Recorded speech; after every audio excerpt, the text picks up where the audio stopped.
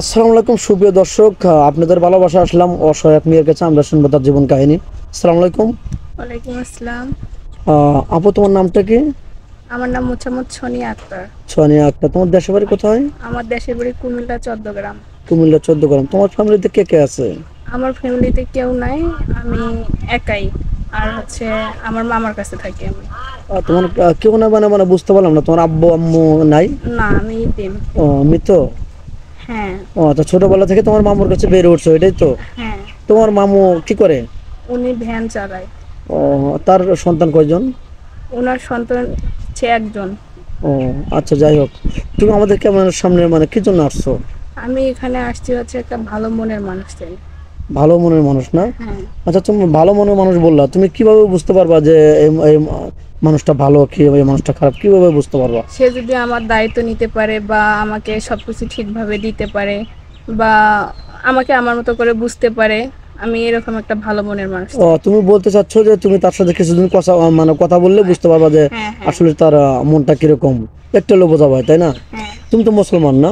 হ্যাঁ। যাক, নামাজ কালাম তো পড়া হয়। হ্যাঁ। আচ্ছা, যাই হোক, তোমার বয়সটা এখন কত? আমার বয়স 24। 24। তোমার কত বছর ছেলে হলে তোমার মেচুর হবে তোমার মনে হয়? 40 45, তারপর 35 এরকম হলেও হবে। এর বেশি হলেও বয়স কোনো মেচুরেট করে না, এটা কোনো ব্যাপার না। আচ্ছা, তুমি কেমন ছেলে চাচ্ছ? ছেলেটা যদি 5 ওয়াক্ত নামাজ পড়ে দাঁড়িয়ে থাকে তাহলে কি চলবে? হ্যাঁ, চলবে। ও, তো যাই হোক, তোমার কি যৌথ ফ্যামিলি ভালো লাগে না সিঙ্গেল ফ্যামিলি ভালো লাগে? যৌথ ফ্যামিলি ভালো লাগে। যৌথ ফ্যামিলি কেন? কারণ আমি ছোটবেলা থেকে মা বাবাকে পাই নাই, এই কারণে মানে নিজের বাবা মায়ের মতো করে দেখবো, এই কারণে আমার যৌথ ফ্যামিলি ভালো লাগে। তুমি চাচ্ছ ছোটবেলা থেকে তোমার মা বাবাকে দেখো নাই, তোমার মা বাবার মতো থাকে, তাদেরকে স্নেহ করবে, ভালোবাসা দেবে, এই তো? হ্যাঁ। সত্যি বলছো তো নাকি হ্যাঁ, ফান করতেছো? না, ভান করবো কেন? আচ্ছা, যাই হোক, তোমাকে কোনো প্রবাসী ভাই যদি বিয়ে করে বাংলাদেশে রেখে যায়, তুমি কি কারোর সাথে পরকীয়া লিপ্ত হবে যে আমার স্বামী আসবে 2 বছর পর, আমি কেমনে থাকবো? না, এরকম কাজ আমি কেন করব? এরকম তো কাজ করবে না, না? না। ও, যাই হোক, বিশ্বাসও তো আমাদের তো তুমি স্বামীর উপর করবে না। না, না। আচ্ছা, যাই হোক, মেয়েটার জীবন কাহিনী অল্পতে শেষ করা যাবে না। শুনলাম, যাই হোক, মেয়েটার বাবা মা নাই।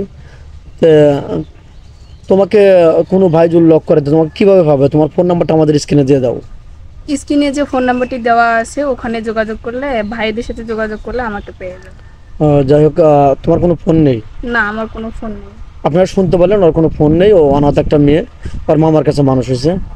আমাদের নাম্বারে ফোন দিলে মেয়েটাকে অন্য ব্যবস্থা করে দেবো। যাই হোক, আমাদের স্ক্রিনে দেওয়া 2টো নাম্বার থাকবে, ইমো হোয়াটসঅ্যাপ থাকবে। কেউ দয়া করে ভিডিও কল দেবেন না, কেউ ভিডিও কল দেবেন না, অডিও কল দেবেন।